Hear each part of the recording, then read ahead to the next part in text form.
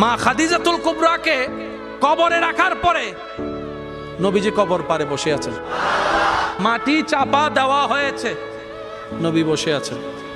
সাহাবায়ে কেরাম বলে, ইয়া রাসূলুল্লাহ, অনেকক্ষণ হয়েছে, এবার আসেন ঘরে।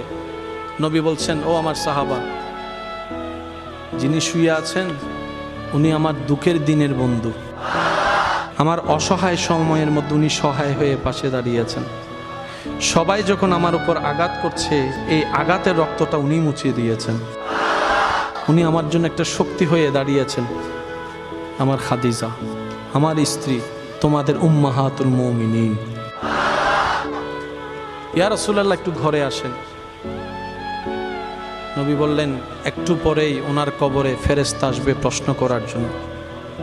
আমি নবী বসে আছি, আমার খাদিজার প্রশ্নের উত্তর আল্লাহর হুকুমে খাদিজার পক্ষ হয়ে আমি নবী উত্তর দেওয়ার জন্য।